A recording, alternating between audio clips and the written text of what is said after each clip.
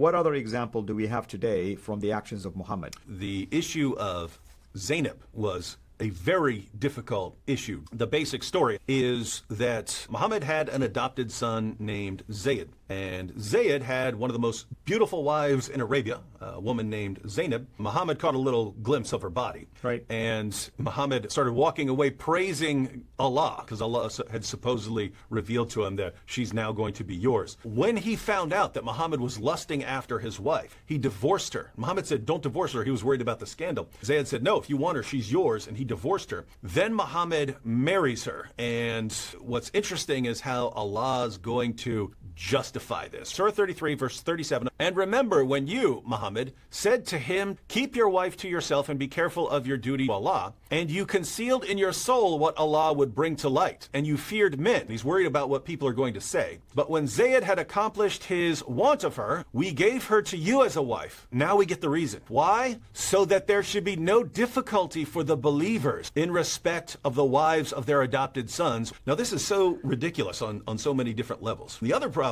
is that Islam, in the same chapter, Surah 33, Allah abolishes adoption in Islam. So Allah says, Muhammad, I need you. You absolutely must marry the divorced wife of your own adopted son, because I need everyone to understand that when they have an adopted son, they can take their adopted son's wives. And in the same chapter, he abolishes adoption so that that situation is never going to exist again. One lustful action by one man, who supposedly to be the model for mankind, the mercy for mankind, destroyed a marriage, destroyed the act of compassion to adopt people who are fatherless, orphans, and expose that the God of Islam actually is a God of lust that promotes lust, does not rebuke lust. Compare this to how the God of the Bible rebuked prophets, like David, for instance, for lusting after someone else's wife. This sounds like Muhammad is just receiving revelations to justify his behaviors, Right. which sounds an awful lot like what Aisha said about him. Your Lord hastens to satisfy your wishes and desires. If you leave Islam and you become an atheist, what basis do you really have for saying that someone should not marry the wife of his own adopted son? What basis do you have for saying those things are wrong, that's immoral? If God doesn't exist, there is no real moral standard that goes beyond us. Premise one, if